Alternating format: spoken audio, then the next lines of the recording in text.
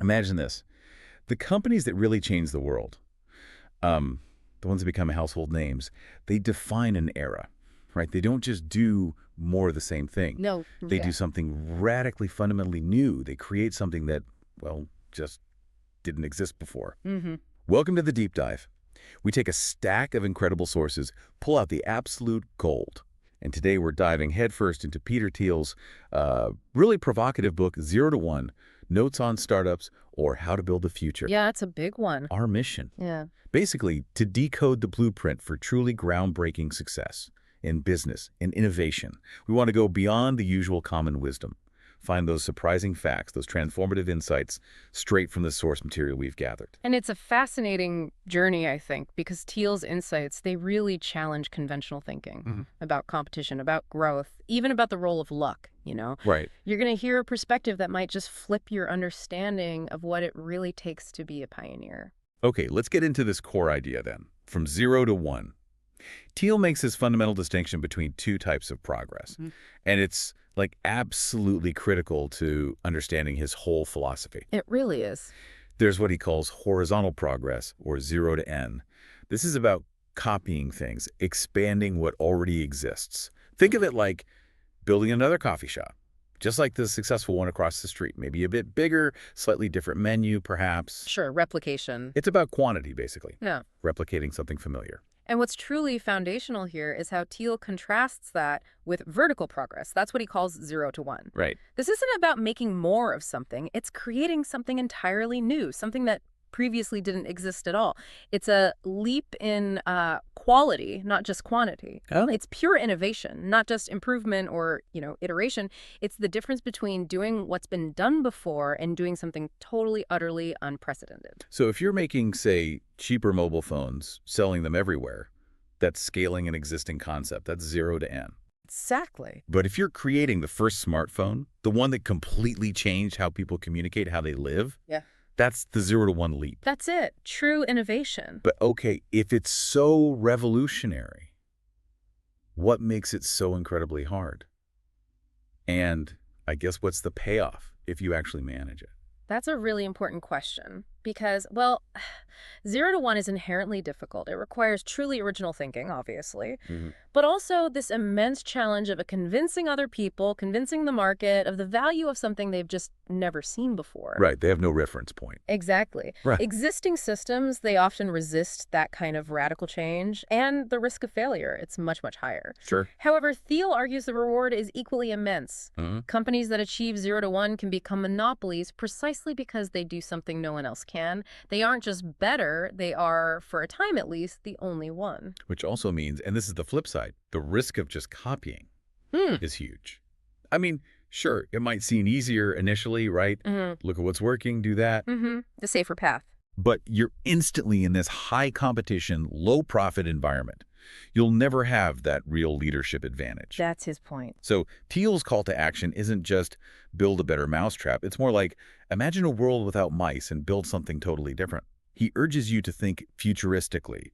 What's the world going to look like in 20 years? What can you contribute that doesn't exist yet?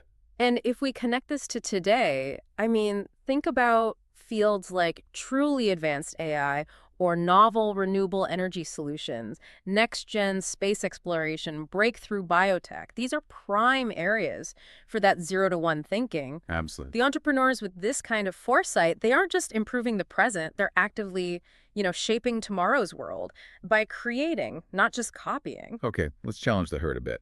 Thiel dedicates a whole chapter to the lessons we shouldn't have learned from the 1990s dot-com bubble. Oh, yeah, that's a classic section. For anyone who wasn't around, it was just this time of sudden, massive investment in internet companies. Yeah. Often based more on hype than, well, solid business models.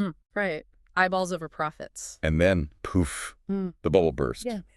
And a lot of what became conventional wisdom, maybe it wasn't so wise after all. And what's truly counterintuitive here is Thiel's take on these 4 wrong lessons people apparently took from that crash. Okay, what are they? First, this idea that you should go slow, don't grow fast. Thiel just flips the script on that one. How so? He says it's not slow growth that ensures survival, it's right growth. If your tech, your market strategy, if that's genuinely solid, then accelerating growth isn't a gamble. It's actually a necessary step to secure your unique position. Interesting. Okay, what's number 2? Second, prioritize presence over profit. Remember that.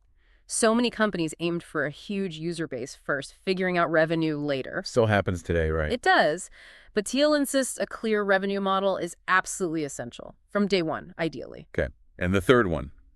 This one feels like it goes against the modern startup mantra of growth at all costs, often without immediate revenue. Yeah, number 3, stay in competition, just run faster. Thiel fundamentally disagrees. He says true victory comes from avoiding competition altogether, building a monopoly. Wow.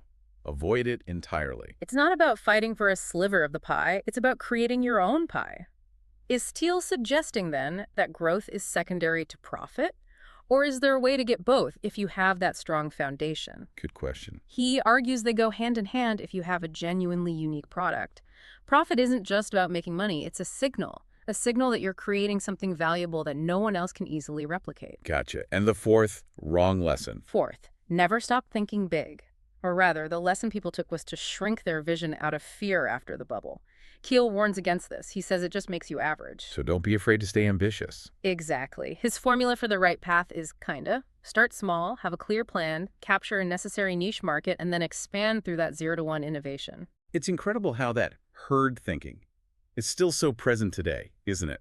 You look at sectors like, new AI startups, a lot of crypto projects, even the food delivery market. So saturated. Oh, absolutely. Everyone's building something kind of similar. Competition's fierce. What's the real danger Thiel sees in that imitative thinking?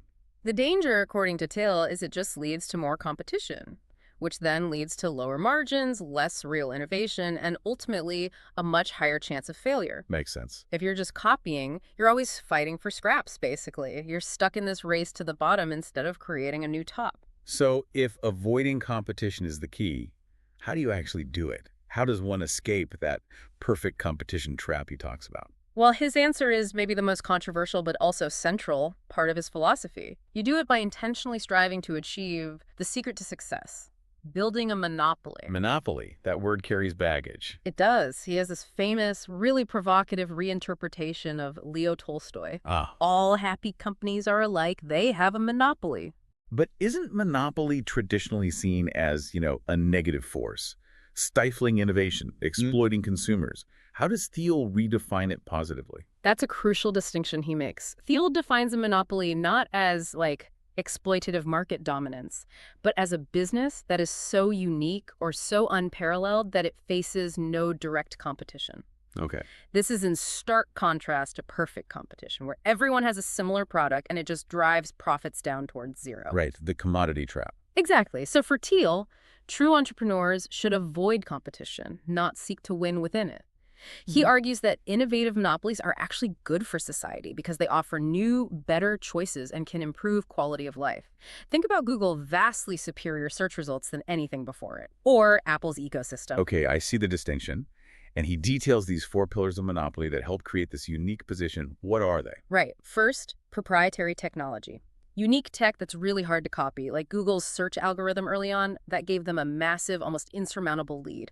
Or Tesla's battery technology today. Makes sense. Yeah. What's next? Second, the network effect. This is where having more users actually makes the product better for every user. Think Facebook, WhatsApp. The value increases with the user base. Precisely. Third, economy of scale, meaning as the company grows, its cost per unit decreases. That makes it very, very hard for newcomers to compete on price. Got it. And the last one. And finally, branding. A strong name, a clear identity, the trust that retains customers and builds loyalty. It's powerful. That all makes perfect sense. So his strategy then is start small, capture maybe 80–90% of an overlooked niche before you try to expand, like Amazon, starting with just books online. Exactly right. They totally dominated online books first. What's fascinating here is Thiel's view that competition is just vastly overglorified, and it actually distracts from real innovation. Yeah, he calls it the illusion of competition. By an illusion. Because he thinks it leads to a lack of original thinking. Everyone starts copying each other, and you end up with just average outcomes. If you're constantly focused on beating the other guy, you're not focusing on building something fundamentally better for your actual customer. Right. It scatters your focus, kills your profit margins, and just exhausts everyone involved, doesn't it? Makes you lose sight of that future vision. Totally. You get stuck in the trenches. So it's not just about surviving the battle. It's about thriving by completely sidestepping it. Can you give us some historical examples that really highlight that contrast? Absolutely. I mean, consider the, 50-year battle between Pepsi and Coca-Cola. The Cola Wars? Exactly. A relentless rivalry, sure, but how much true innovation did we see in their core products over those decades? Not a huge amount. Fair point. Now, contrast that with Google. They didn't really compete directly with Yahoo or Microsoft in the same head-to-head way initially. Instead, Google developed a unique search algorithm that essentially created a new category.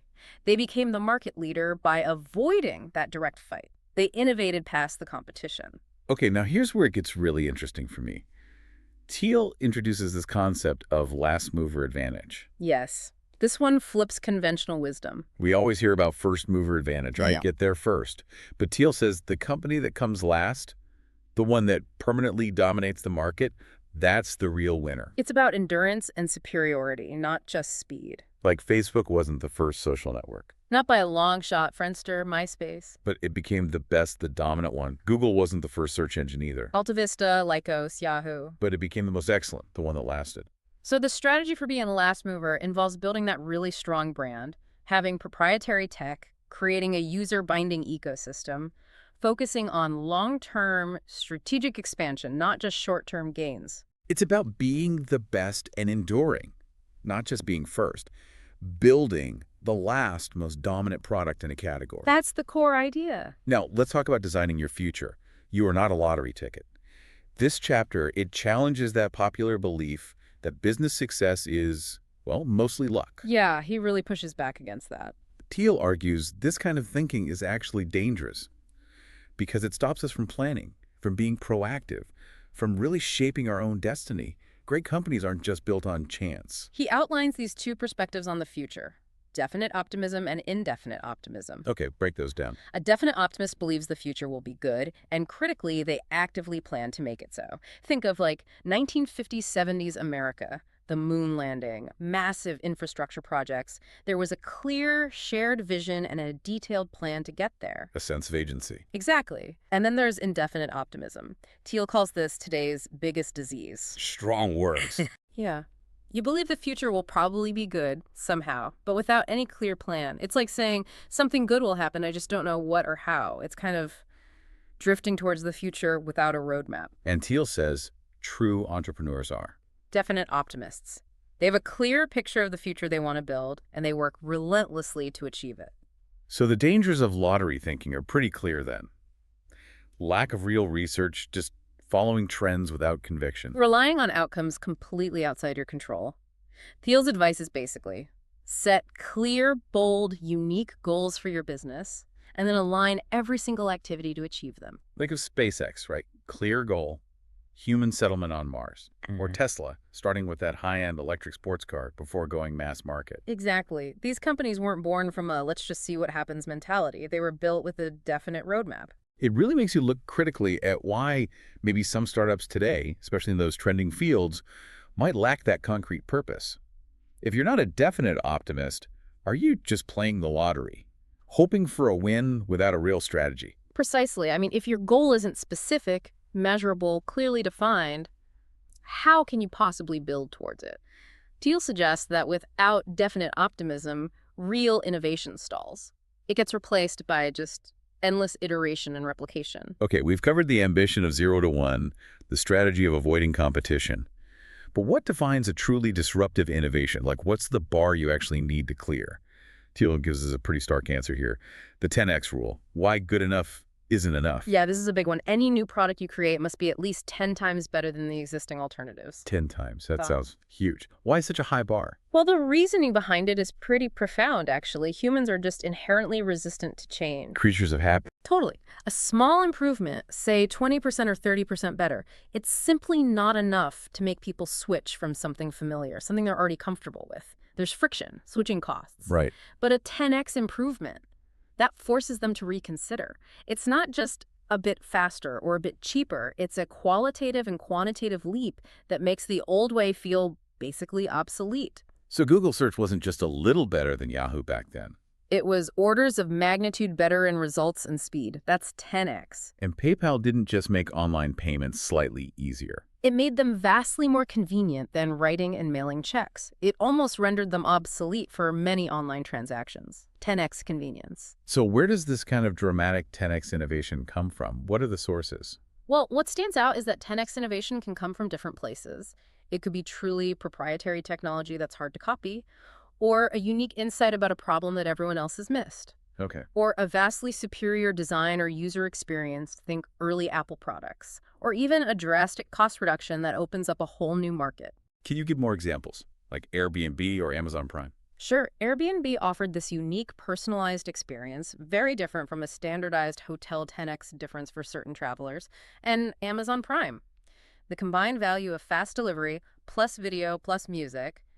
No one else was offering that bundle at that scale. That felt 10x better for loyal Amazon shoppers. And that kind of 10x improvement, it leads to fast customer adoption, right? Yeah. Makes it super hard for competitors to catch up, sets the stage for that strong market position, maybe even a monopoly. Exactly. If you're not genuinely 10x better, you're just another player in a crowded field, competing on marginal differences, fighting for scraps again. So when you're working on an idea, you really have to ask yourself, is this truly 10 times better than what's already out there? That's the question. If the answer's no, Thiel would say you need to go deeper with your innovation. Your goal should be to make the old way of doing things seem completely obsolete to your target customer. Otherwise, they just won't switch. Okay, next up, the power of small. Secrets and scaling. Thiel really unpacks this idea of starting small, but in an unseen niche. Right, finding the secret. He defines a secret as, like, a valuable truth known to only a few people, or maybe something most people consider impossible or unnecessary. Finding these secrets, these overlooked opportunities, that's the key to the 0 to 1 jump. Which raises a really important question. Why do people so often fail to find these secrets? Yeah, why? Thiel points to a few reasons. People playing it safe, just following trends, or this widespread belief that, everything new has already been done. The end of history fallacy. Kind of. Also, fear of criticism for thinking differently, or maybe only looking for answers in traditional places, like academic sources, instead of deeply observing real-world problems and hidden truths. So what are the advantages, then, of starting small, conquering that unseen niche? What's the strategic play there? Well, by starting small, you can achieve a monopoly relatively quickly. Thiel suggests aiming for 80–90% market share in that specific niche. Dominate it. Exactly. That means less competition, incredibly focused resources, and really strong brand positioning because you become the undisputed leader in a specific, valuable area. And his scaling strategy is brilliant. Dominating a niche, scaling out. Can you walk us through that? Sure. First, choose a small but potent niche where your unique value is just irresistible. Second, dominate it completely. Become the absolute go-to solution. Okay. Third, expand to adjacent markets, ones that are connected to your first success, where your existing customers can easily follow or where your reputation can be leveraged. Then, you just repeat the process, maintaining market dominance at each step. We mentioned Amazon with books, right? What are other examples? Great examples are Amazon starting with online books, Facebook famously beginning just with Harvard students, or Tesla launching with those high-end electric sports cars first. Like a roadster. They all conquered a specific small market first, then expanded strategically, often using the trust and the resources gained from that initial success to fuel the next phase. So how does one actually find these secrets, these niches? And what's the danger of trying to jump into a huge market right from the start? Finding secrets often involves observing problems really deeply. Truly understanding supply chain bottlenecks, maybe, or recognizing technological hurdles others just ignore, noticing social patterns or unmet needs that are kind of hidden in plain sight. Looking where others aren't. Yeah, leveraging technological breakthroughs, analyzing hidden truths in data. But Thiel gives this stark warning. Directly jumping into a large market, hoping for even a small share, that's usually a mistake. Why? It leads to high competition, low margins. It often proves self-destructive because you can't actually dominate anything. You're spread too thin. Okay, now let's shift gears slightly to the human element. Team, synergy, and sales. Thiel asserts that a startup's fate is basically sealed by its initial team. He even compares it to a marriage. He really emphasizes this. The importance of selecting the right co-founder, someone with aligned values, complementary skills, deep trust, it's paramount. And the early employees. What's fascinating here is that early employees aren't just workers, they are culture builders. They need that mission-driven mindset, the ability to wear multiple hats, and ownership mentality. I set the tone. Absolutely. Thiel also talks about the strategic use of equity, the importance of clear, honest communication to build that strong culture.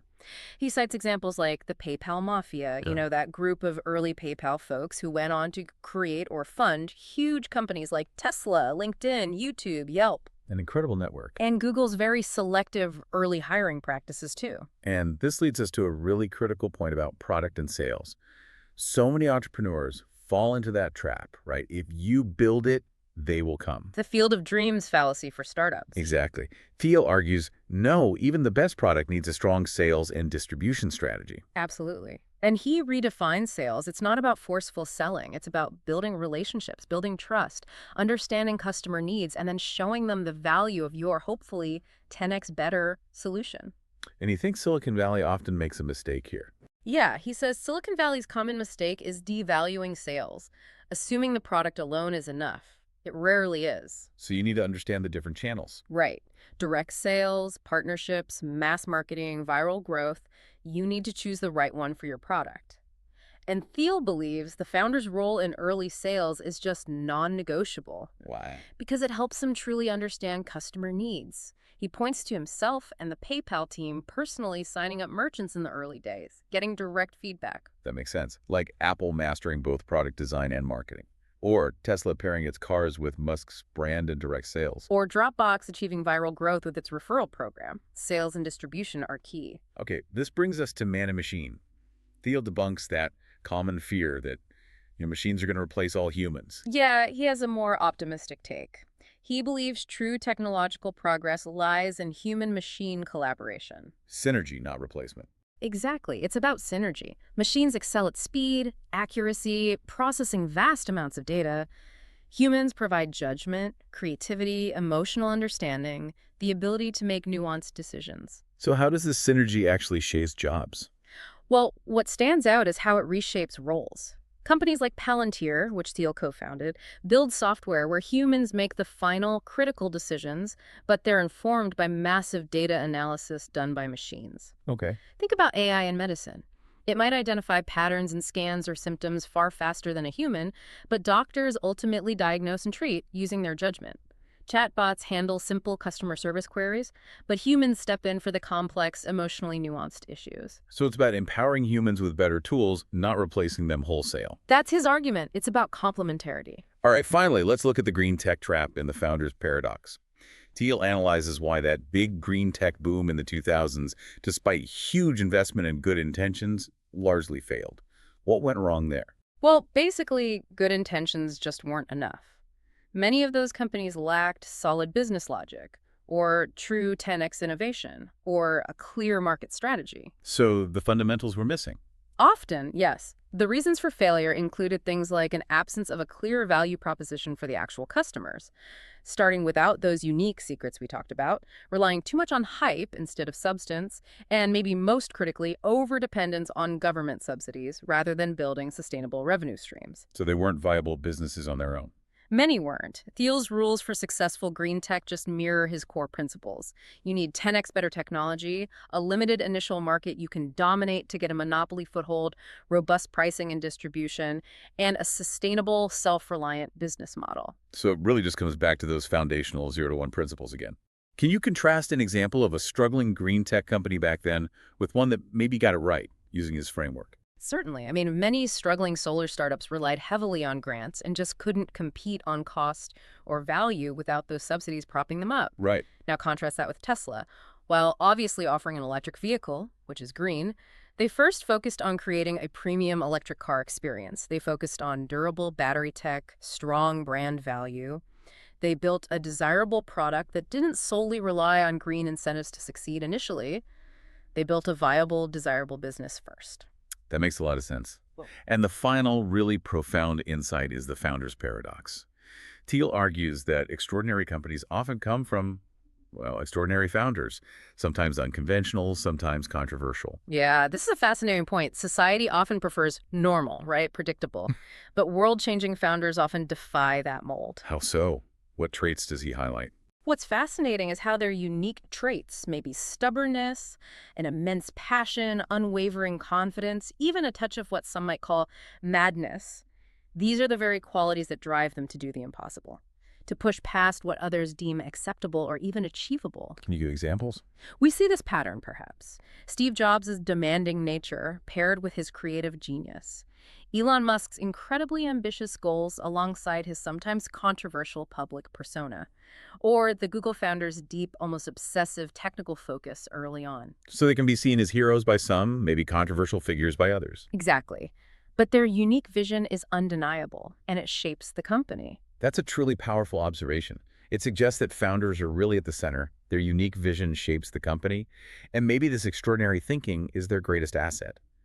But is there a greatest risk associated with that? Indeed. I think Thiel implies the greatest risk for these visionary founders is losing control of that unique, extraordinary thinking. If they become complacent, maybe surrounded only by yes men, or if they lose touch with their initial secret, their initial drive, they risk becoming just another 0 to N company, just iterating. Wow. Okay, that was a truly deep dive into Peter Thiel's 0 to 1. To quickly recap the big themes, we've covered that crucial distinction between 0 to 1 and 0 to N, the surprising wisdom of avoiding competition to build monopolies, the absolute power of a strong founding team and strategic sales, and the huge importance of having a definite vision for the future. And if we were to consolidate the core learnings, Thiel's book really boils down to maybe these 10 essential lessons for anyone thinking about building the future. Let's hear them. 1. Create something unique, not just incremental improvements. 2. Build an innovative monopoly, avoid direct competition. 3. Start small, dominate a niche, then scale up strategically. 4. Choose the right team and founder. It's absolutely foundational. 5. Don't ignore marketing and sales. They're just as vital as the product itself. 6. Discover secrets others mislook where no one else is looking. Keep going. 7. Technology should empower humans, complement them, not just replace them. 8. Create durable market dominance. Aim to be the last mover, the enduring leader. 9. Keep learning continuously. Adapt based on real insights. And 10. Don't rely on luck. Plan and work hard with definite optimism. That's a fantastic summary. So, thinking about all this, how might these principles apply to your own endeavors? Whether it's in business, maybe a personal project, or even just your daily approach to solving problems. Thiel's ideas really offer a powerful lens to view the world and maybe your place in shaping it. And maybe a final thought to leave you with. Given that Peter Thiel argues the future is built by those who see secrets others miss, what unexplored problem in your own world, your own field, might be waiting for a truly 0 to 1 solution? And perhaps more importantly, what existing truths or assumptions might you need to question to even find it? Keep those questions alive. Keep diving deep into new areas of knowledge. Thanks so much for joining us.